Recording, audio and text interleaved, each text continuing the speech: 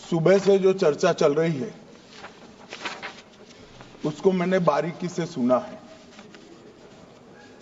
मुझे लगता है या तो निर्दोष भाव से या तो राजनीतिक कारणों से ढेर सारी भ्रांतियां कई सदस्यों के मन में भी है और कई सारी भ्रांतियां सदन के माध्यम से, आपके माध्यम से पूरे देश भर में फैलाने का प्रयास भी हो रहा है। बिल पर चर्चा का जवाब तो माननीय रिज्जू साहब देंगे। मैं कुछ बातें यहां रखी है, इसको मेरी समझ के हिसाब से क्लैरिफाई करने का जरूर प्रयास करूंगा। मन ये वक्त एक अरबी शब्द है। वक्त का इतिहास मान्यवर कुछ हदीसों से जुड़ा हुआ मिलता है और आजकल जिस अर्थ में वक्त शब्द का प्रयोग किया जाता है, इसका मतलब है अल्लाह के नाम पर संपत्ति का दान, पवित्र धार्मिक उद्देश्यों के लिए संपत्ति का दान। मान्यवर वक्त का समकालीन अर्थ, अभी जो अर्थ हम समझ रहे हैं, वो इस्लाम के दूसरे खलीफा श्री उमर के समय में अस्तित्व में आया। एक प्रकार से इसकी आज की भाषा में व्याख्या करें तो वक्फ एक प्रकार का चैरिटेबल एंडोनमेंट है और जहां एक व्यक्ति संपत्ति, भूमि या मूल्यवान संपत्ति धार्मिक या सामाजिक भलाई के लिए दान करता है बिना उसको वापस लेने के उद्देश्य से, वहां वक्फ की रचना करती। इसमें दान देता है, वो शब्द का बड़ा महत्व है। दान उस चीज का ही कर्ज किया जा सकता है जो हमारा है। सरकारी संपत्ति का दान मैं नहीं कर सकता मान्यवर, किसी और की संपत्ति का दान मैं नहीं कर सकता। दान उसी चीज का किया जाता है जो हमारा है। मान्यवर, इसी विषय पर ये सारा जो बहस चल रहा है भारत का जहां तक सवाल है, दिल्ली में सल्तनत काल के प्रारंभ में मुइज़्ज़ुद्दीन घोरी के समय पर पहली बार वक्फ अस्तित्व में आया। अंग्रेजों के जमाने में 1863 के धार्मिक दान अधिनियम से चलता था। बाद में चैरिटेबल प्रॉपर्टीज एक्ट 1890 से चला।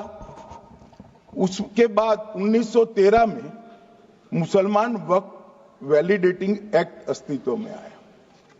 तब तक ये सारी प्रक्रियाएं चैरिटेबल एक्ट के तहत चलती थी। मान्यवर, आजादी के बाद वही एक्ट को 1954 में वक्फ के केंद्रीकरण के लिए बदला गया। 95 में वक्फ न्याय अधिकरण और वक्फ बोर्डों की स्थापना की। अब ध्यान से सुनिएगा मान्यवर, वक्फ परिषद और वक्फ बोर्ड ये 1995 से आए। ये पूरा झगड़ा जो चल रहा है, आपने नॉन हिंदू को रख दिया और नॉन मुस्लिम को रख दिया, गैर मुस्लिम को रखा। वो झगड़ा वक्फ में दखल करने का है। पहले तो वक्फ में कोई गैर इस्लामिक सदस्य आएगा ही नहीं, ये स्पष्टता समझ लीजिए।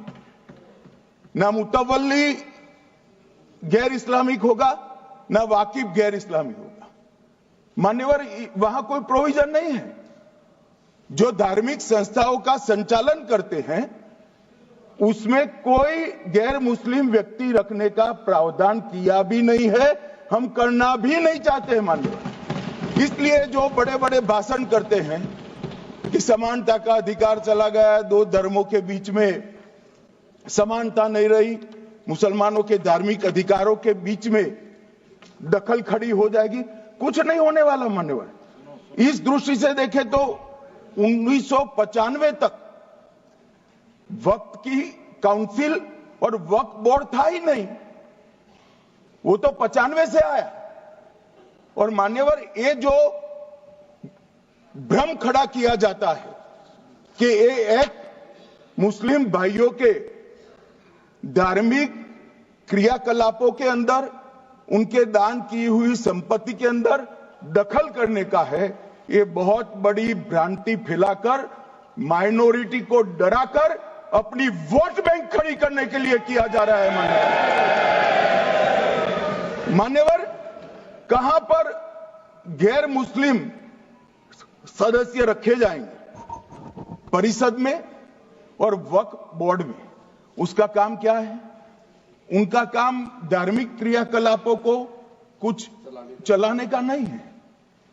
वो शुद्ध रूप से वक्फ का जो कानून, दान के लिए किसी ने दी हुई संपत्ति, उसका एडमिनिस्ट्रेशन अच्छे से चल रहा है नहीं चल रहा है, कानून के हिसाब से चल रहा है नहीं चल रहा है, या तो दान जिस चीज के लिए दिया गया, इस्लाम धर्म के लिए दिया गया, गरीबों के भोजन के लिए दिया गया, गरीबों के उद्धार के लिए, वो उद्देश्य के लिए इसका उपयोग हो रहा है नहीं हो रहा है, इसका नियमन करने का काम है।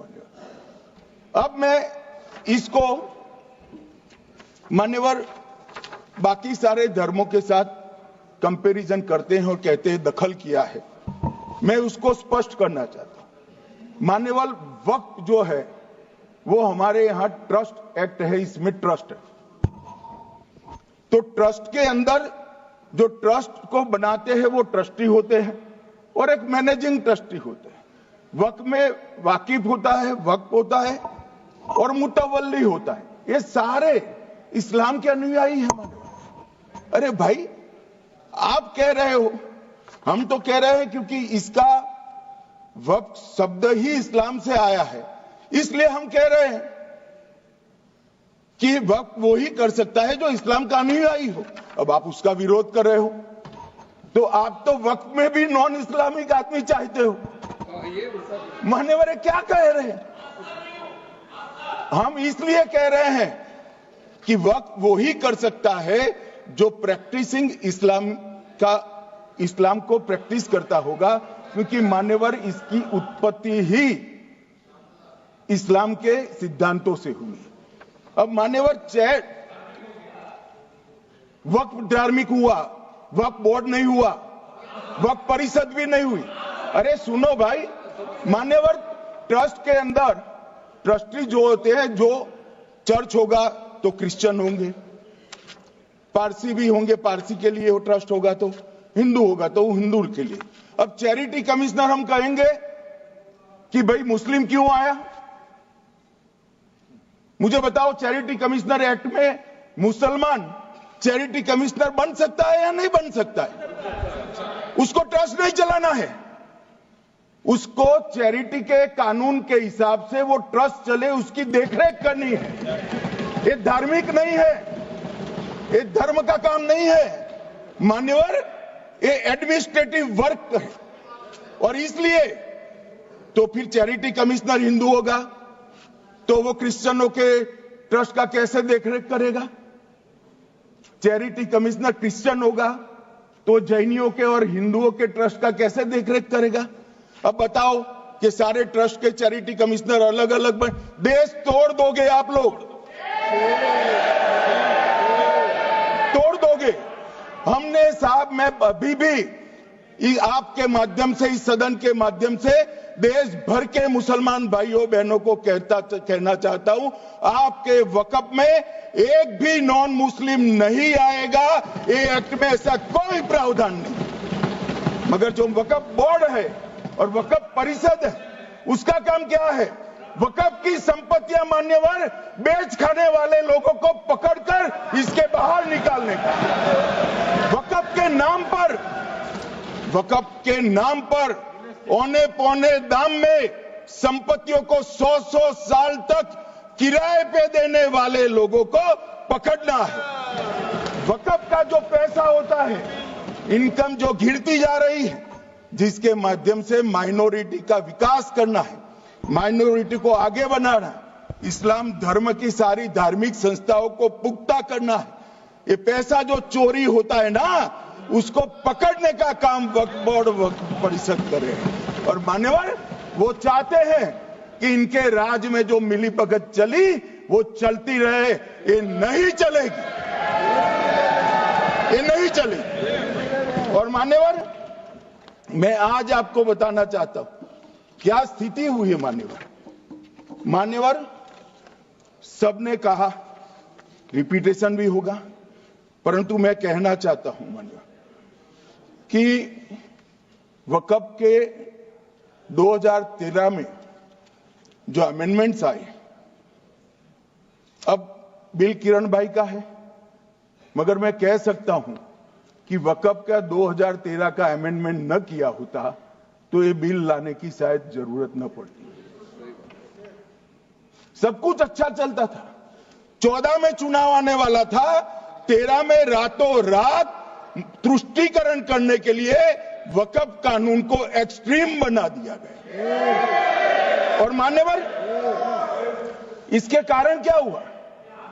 इसके कारण दिल्ली लुटियन की 123 वीवीआईपी संपत्ति कांग्रेस सरकार ने जब चुनाव मुहाने पर थे, 25 दिन दूर था, वक्फ को देने का काम कर दिया। दिल्ली वक्फ बोर्ड ने उत्तरी रेलवे की भूमि वक्फ के नाम घोषित कर दी। हिमाचल में वक्फ की संपत्ति बताकर उस पर अवैध मस्जिद बनाने का काम किया।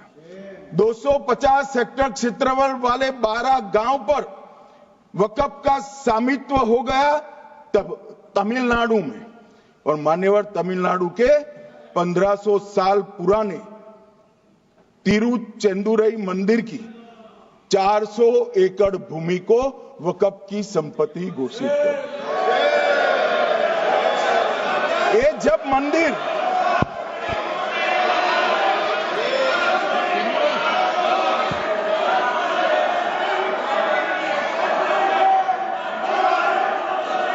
आपको मौका मिले जब अपनी बात कह देना, प्लीज बैठिए। मान्यवर, कर्नाटक की, आपको मौका मिले जब अपनी बात कह देना। आप भी बहुत मिसलीड करते हैं, बैठिए।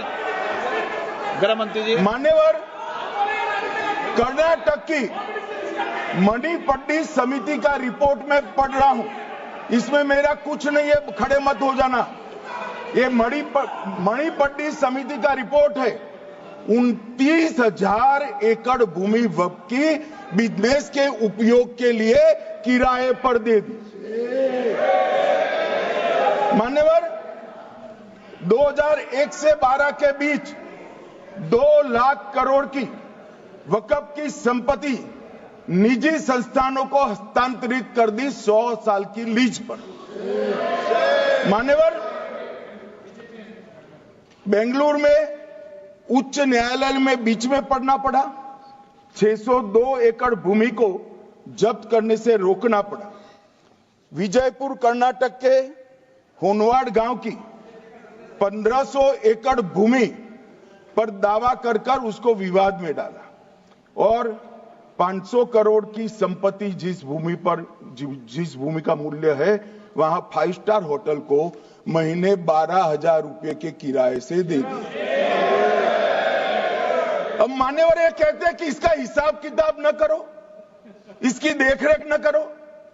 भाई, ये पैसा जो है देश के गरीब मुसलमान का है, ये गन्ना सोटों की चोरी के लिए नहीं, ये इसको रोकने के लिए। और इनके जो ठेकेदार बैठे हैं मान्यवर, ये यहां गरज गरज कर बोलते हैं, खुद तो समझे बगैर बोलते हैं, कुछ समझ कर बोलते हैं। उनको लगता है कि इससे हम जीत जाएंगे। मान्यवर, कर्नाटक में दत्तापीठ के मंदिर पर क्लेम किया, तालीपरंबा 75 साल पुराने एक दावे के आधार पर 600 एकड़ जमीन का दावा किया और ईसाई समुदाय की भी ढेर सारी जमीनों पर कब्जा कर लिया गया। मान्यवर, आज देश के कई गणमान्य चर्च और चर्च के समूह वक्फ बिल का समर्थन कर रहे हैं उनको लगता है कि इसका विरोध कर हम मुस्लिम भाइयों की सिंपैथी जीतकर अपनी वोट बैंक पक्का करेंगे, उसमें कोई फायदा नहीं होगा अखिलेश। इसलिए कि 4 साल में मुस्लिम भाइयों को मालूम पड़ जाएगा कि कानून तो उनके फायदे में है। और इसके साथ ये दक्षिण के सारे जो सांसद बोल रहे हैं, अपनी अपनी कॉन्स्टिट्यूंसी में सारे चर्च को मान्यवर नाराज कर रहे हैं, उनको पता नहीं, सारे चर्च को नाराज कर रहे हैं। सारे चर्च ने रिजोल्व किया है कि हम खिलाफ इसका हम समर्थन करते हैं। मान्यवर, तेलंगाना में 66,000 करोड़ की 1700 एकड़ जमीन पर दावा कर दिया। असम में मोरीगांव जिले की 134 एकड़ भूमि पर दावा हुआ।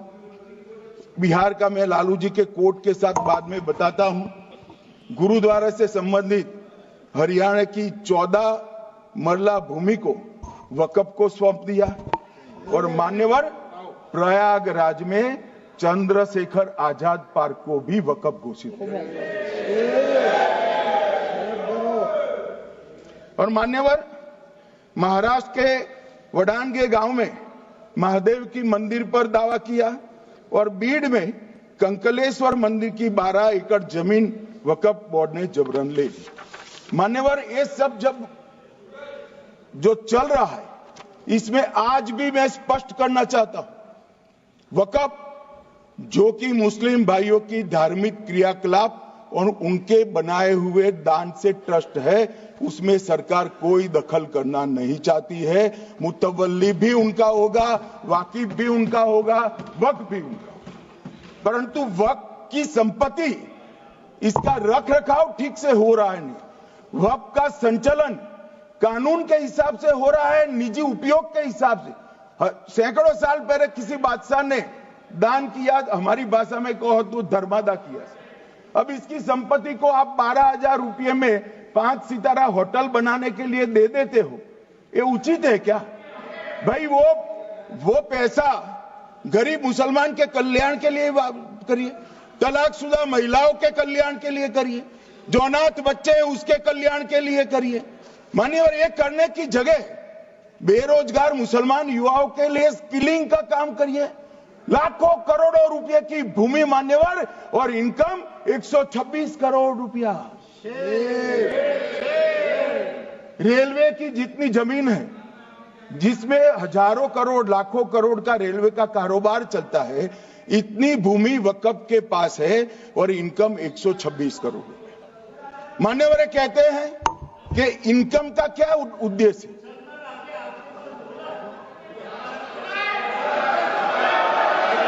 बैठ जाओ।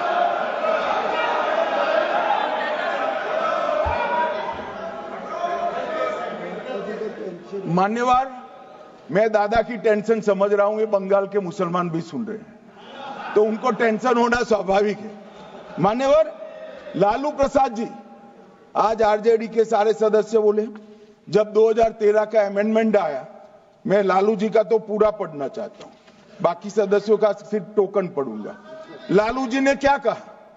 मैडम, सरकार जो यह संशोधन विधेयक पेश किया है, सरकार की पहल का हम स्वागत करते हैं। शाहनवाज हुसैन जी और अन्य माननीय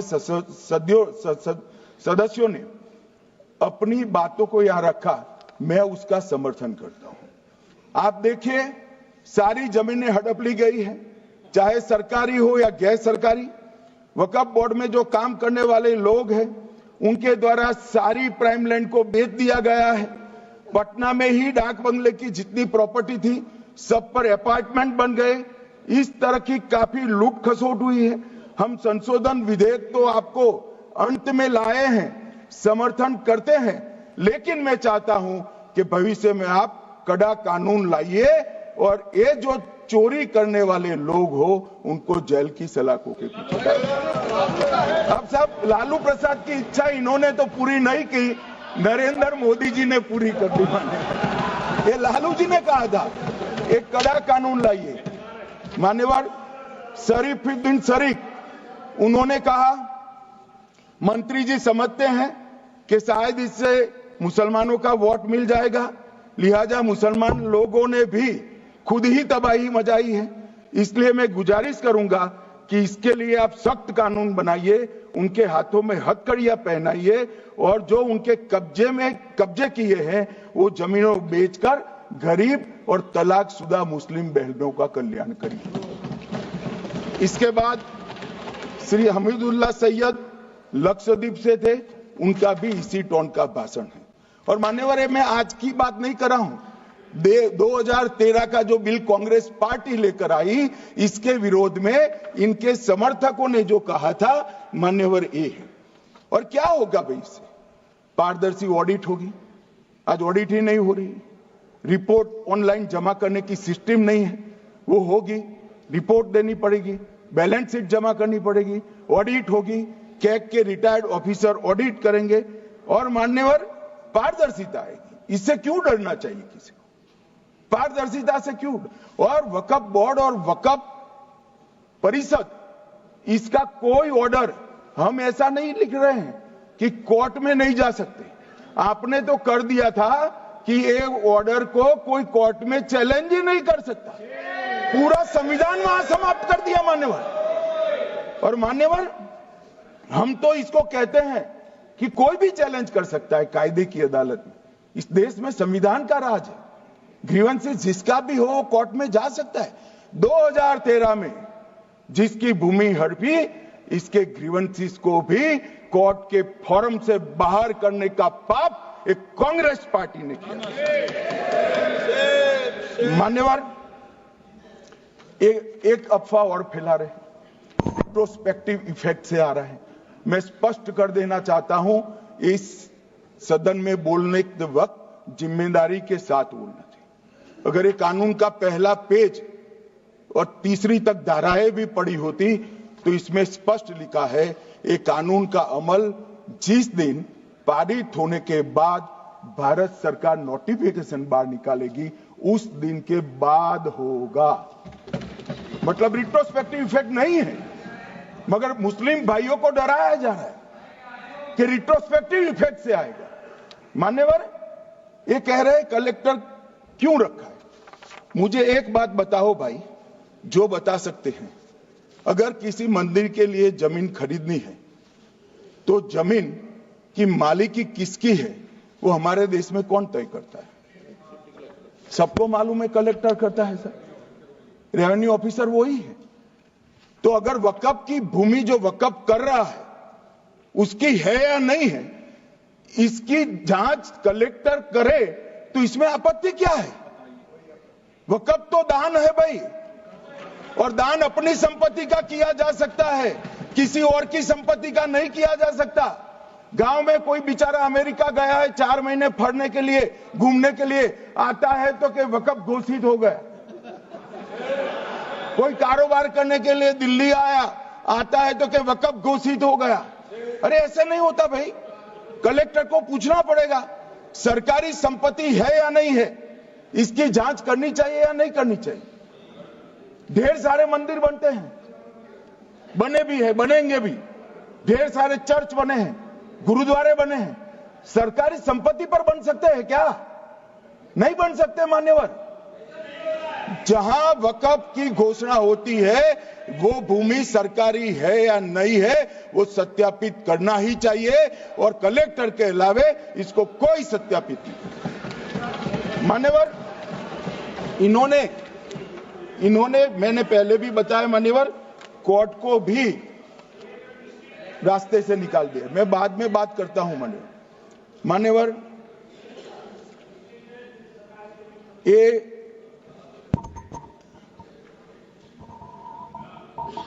मान्यवर एक उपयोग के आधार पर वक्त की समाप्ति। मान्यवर ये कह रहे हैं कि सैकड़ों सालों से वहां प्रैक्टिस है। अब वो तो वक्फ रजिस्टर हो गया, आपने घोषित कर दिया, वक्फ में रजिस्टर भी हो गए, अब इसका सवाल नहीं है। मगर सैकड़ों साल की प्रैक्टिस, मुगलों के समय की प्रैक्टिस आज घोषित की जा सकती है क्या? अगर वहां नमाज पढ़ रहे हैं तो लोग देखते होंगे, कब्रिस्तान होगा लोग देखते होंगे, दरगाह होगी तो लोग देखते होंगे, और घोषित भी हो चुका होगा, रजिस्टर भी हो चुका होगा। अब अगर आप वक्फ घोषित करना है तो उसको ऐसे नहीं कर सकते मान्यवर, अधिकृत करना चाहिए। मान्यवर, जो दूसरा सुधार लेकर आए किरण जी, वो ही है कि धारा 36 में वक्फ संपत्तियों को बिना किसी स्पष्ट प्रक्रिया से, मालिकी की प्रक्रिया से पंजीकृत नहीं किया जा सकता। मान्यवर, अपील का प्रावधान वर्तमान में अधिनियम में ट्रिब्यूनल के निर्णय के खिलाफ अपील करने का कोई प्रावधान नहीं है। ये दृष्टिभ्रम खड़ा कर रहे थे गोगाई जी कि हाईकोर्ट में जा सकते। हाईकोर्ट में सिविल सूट नहीं जा सकता, रीट के अधिकारों का उपयोग कर हाईकोर्ट में जा सकते। सिविल सूट में ज्यादा प्रोटेक्शन मिलता है मूल मालिक को। आपने सिविल सूट को खत्म कर दिया था। रीट के जुडिक्शन बहुत सीमित है, हम सब जानते हैं कि ये सीमित कर दिया गया था, आप भी जानते हो, मगर आपको वोट बैंक चाहिए। मान्यवर, ये हमारा स्पष्ट सिद्धांत है भारतीय जनता पार्टी की, मोदी सरकार का, कि वोट बैंक के लिए हम कोई कानून नहीं लाए। कानून न्याय के लिए होता है, कानून लोगों के कल्याण के लिए होता है। इन्होंने कहा कैसे कैसे कानून आए हैं, मैं बता देता हूं सब। अभी कांग्रेस के महासचिव और माननीय सदस्य कह रहे थे क्या कानून आ रहे हैं, सब किस प्रकार के कानून आ रहे हैं। मान्यवर, इसी सदन में नरेंद्र मोदी सरकार ही महिलाओं को 33% आरक्षण का कानून लाई।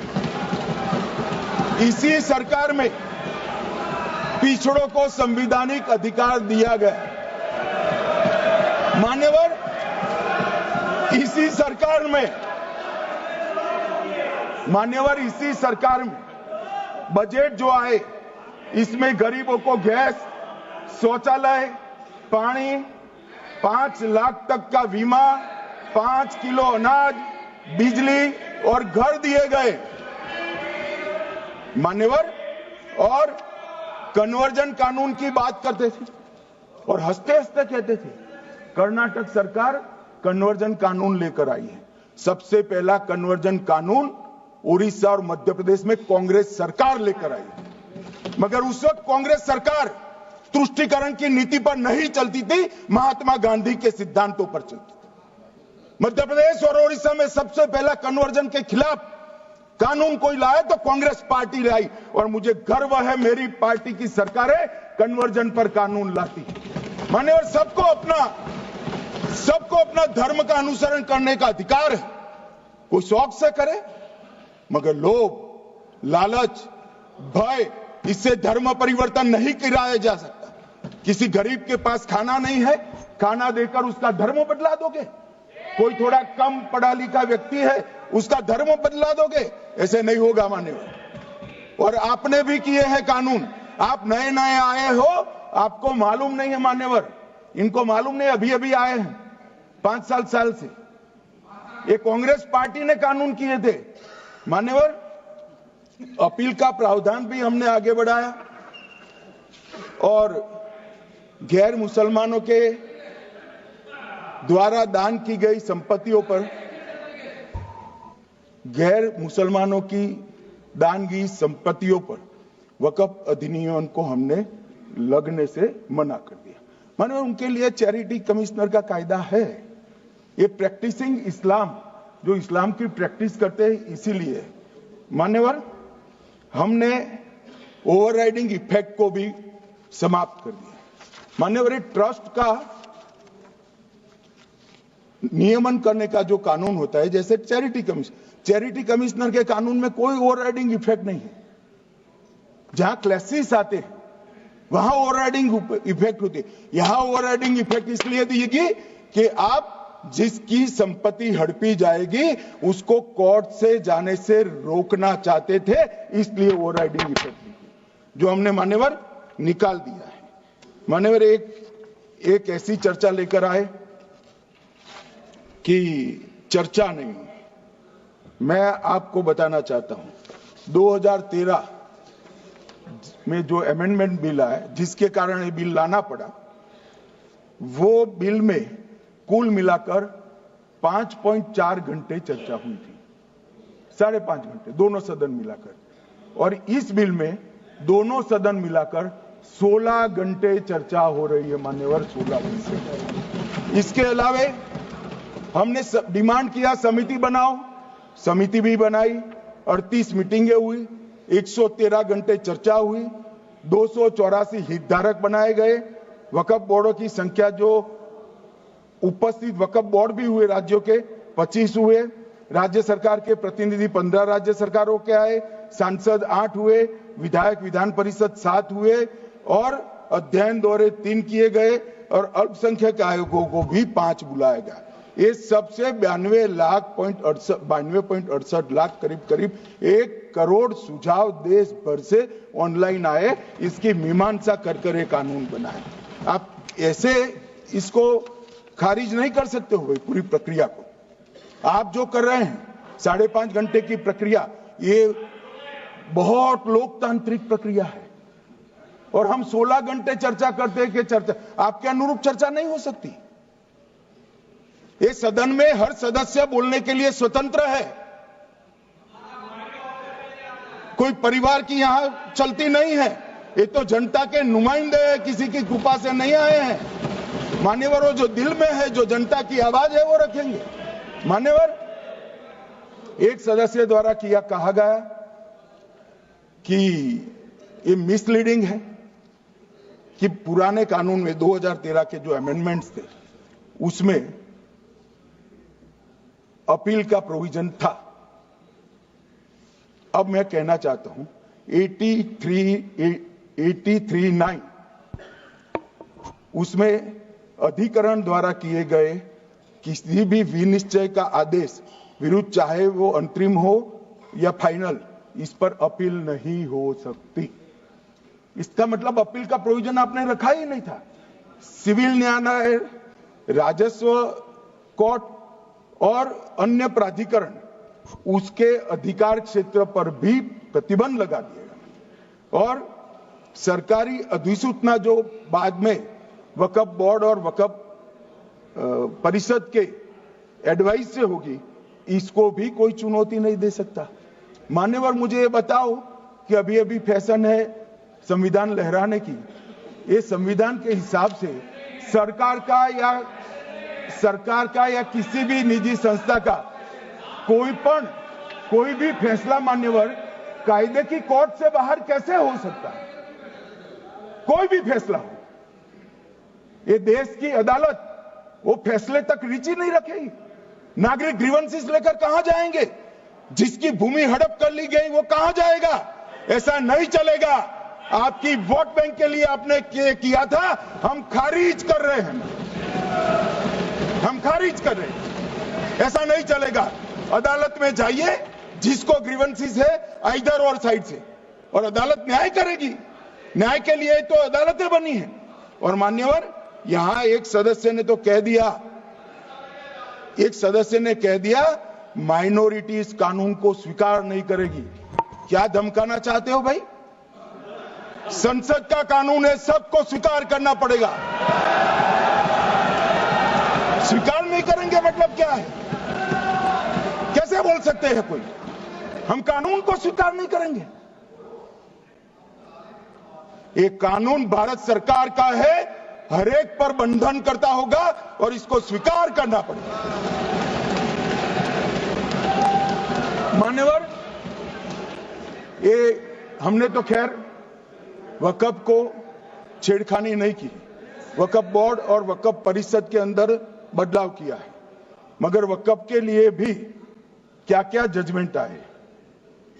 सैयद फजल पुकोया थंगल बनाम भारत संघ 10/11/28 को केरल उच्च न्यायालय ने उन्होंने कहा वक्फ बोर्ड एक स्टैट्यूटरी बॉडी है, यह मुस्लिम समुदाय का प्रतिनिधि निकाय नहीं है। इसका फंक्शनिंग मान्यवर एडमिनिस्ट्रेटिव है। धार्मिक क्रियाकलापों को तो वक्फ ने करना है, चाहे कब्रिस्तान हो, चाहे दरगाह हो, चाहे मस्जिद हो, चाहे चैरिटी का काम, वो वक्फ बोर्ड को नहीं करना है भाई। ये केरल हाईकोर्ट ने किया, इलाहाबाद हाईकोर्ट ने भी, उसने तो मुतवल्ली तक भी कहा है अगर हम मुतवल्ली तो जो धर्म का है वो ही रखेंगे।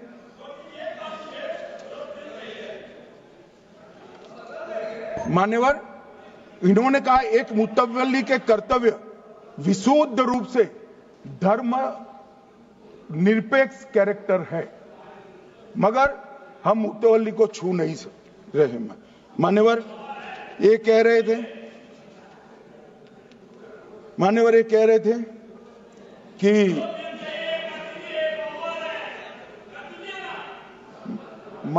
कह रहे थे कि कोई गड़बड़ियां नहीं हुई। मान्यवर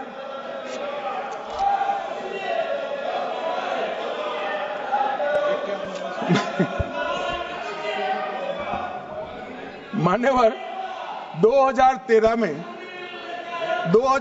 में अन्यायी कानून आया। भाई करने थोड़ा शांत हो जाइए।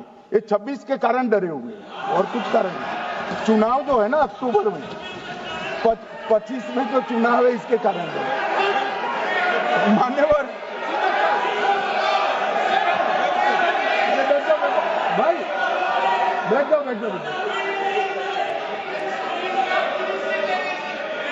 मान्यवर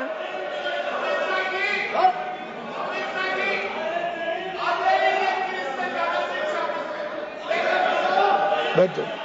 बंगाल में आकर कहूंगा ये राजनीतिक हिसाब किताब का अखाड़ा नहीं है, छाती पर ठोक कर कहूंगा ज्यादा सीधा है।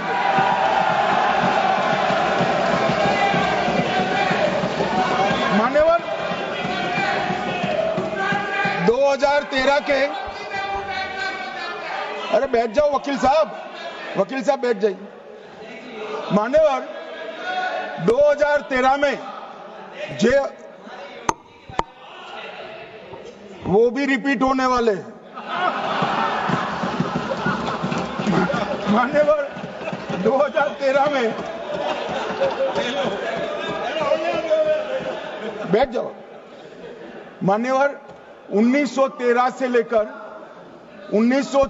लेकर 2013 तक 1913 से 2013 तक वक्फ बोर्ड का कुल एकड़ में भूमि सब वक्फ का मिलाकर 18 लाख एकड़ था। मेरी विनंती है सभी सदस्य इसको ध्यान से सुनिए। 1913 से 2013 तक 18 लाख एकड़ और 13 से 25 तक एक कानून बनने का परिणाम क्या आया और नई 21 लाख एकड़ भूमि बढ़ गई। अब मान्यवर 39 लाख एकड़ जो भूमि है उसमें 21 लाख एकड़ 13 के बाद है। अब ये कह रहे हैं कि इसका दुरुपयोग नहीं हो रहा है। मान्यवर और लीज पर दी गई संपत्तियां 20,000 थी और 25 में रिकॉर्ड के हिसाब से, हो सकता है गलत भी हो सकता है, रिकॉर्ड्स के हिसाब से शून्य हो गई। तो मान्यवर संपत्तियां कहां गई?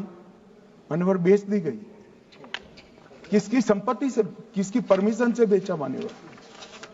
मान्यवर मैंने पहले ही कह दिया कि केरल और देश भर के Catholic bishop council, Catholic bishop conference of India, Catholic Congress Kerala, भारतीय कैथोलिक धर्मगुरुओं की महासभा, केरल चर्चों की संयुक्त परिषद, कैथोलिक कांग्रेस केरला, ये सब ने इस बिल का समर्थन करा है और कहा है अन्यायी 2013 का सुधार। हम अकेले नहीं कह रहे मान्यवर। और मान्यवर इसी एक्ट में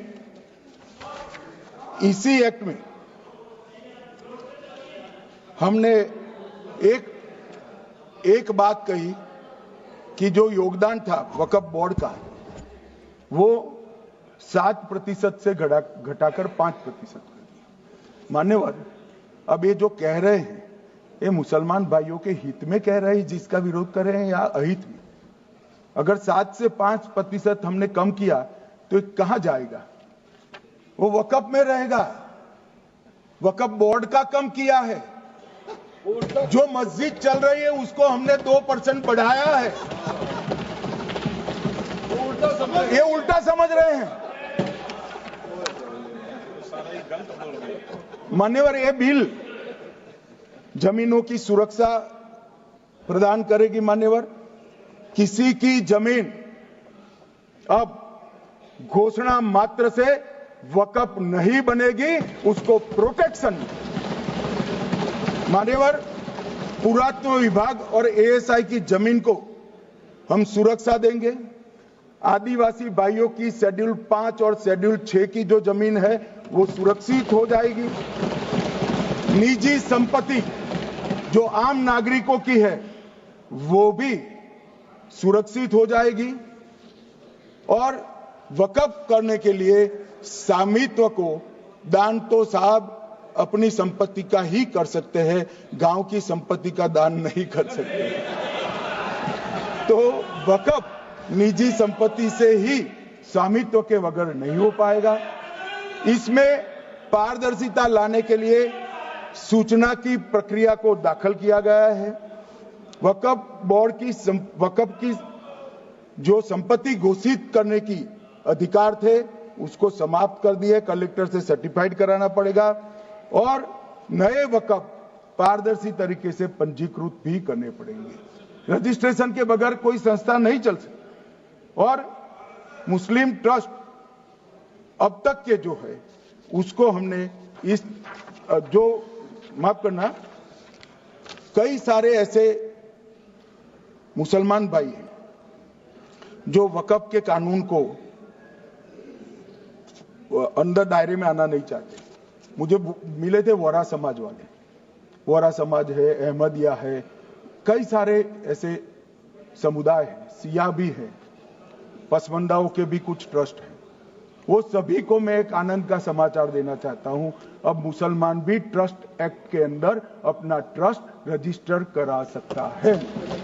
इसके लिए कंपलसरी नहीं है कि वो वक़्फ के कानून में भी जाए, चैरिटी कमिश्नर एक्ट के तहत वो करने वाला है।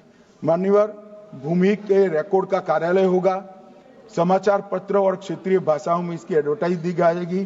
ढेर सारे प्रावधान मान्यवर इसके अंदर किए हैं। महिला, सिया, पसमंदा, वोरा, अहमदिया, उनका हमने समावेश किया ही है। और उन्होंने कहा, मैं सुन रहा था, मान्यवर एक फैशन हो गई, राम जन्मभूमि का मंदिर बनाने की बात आई तो इस देश के अंदर खून की नदियां बह जाएगी, मुसलमान रोड पर आ जाएगा, मुसलमानों का ये हो जाएगा, वो ट्रिपल तलाक, फिर से डर, सीए आया कि मुसलमानों की नागरिकता चली जाएगी। जिन जिन ने भाषण किया है, एक मुसलमान की नागरिकता गई है तो बता दो।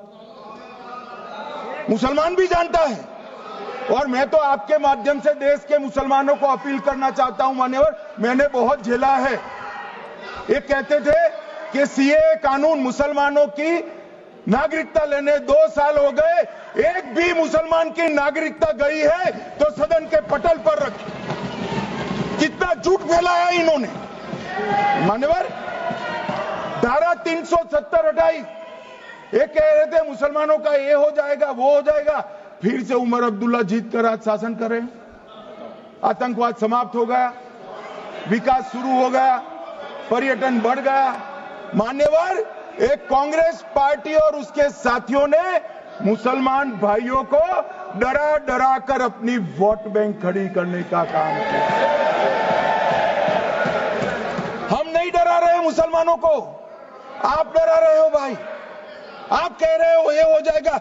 मैं कहता हूं इस देश के नागरिक को किसी भी धर्म का हो कोई आंच नहीं आएगी। मान्यवर, ये नरेंद्र मोदी सरकार का सरकार। मान्यवर,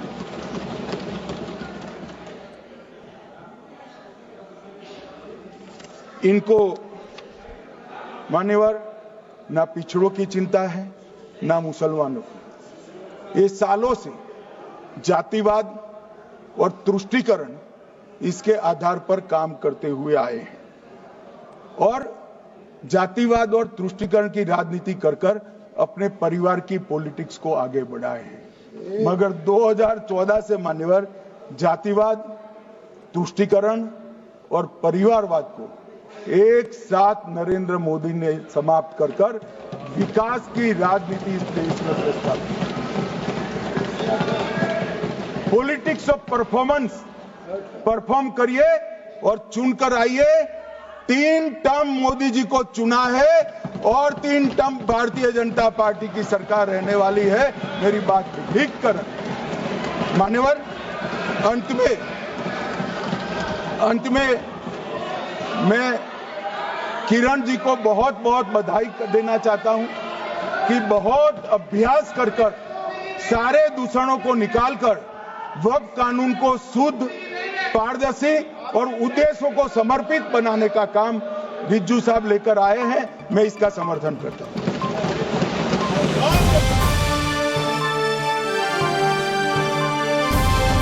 समाजकारण, प्रशासन आणि राजकारणातल्या अचूक विश्लेषणासाठी बखर लाईव्हच्या सोशल मीडिया प्लॅटफॉर्म्सना लाईक, फॉलो आणि सबस्क्राईब करा।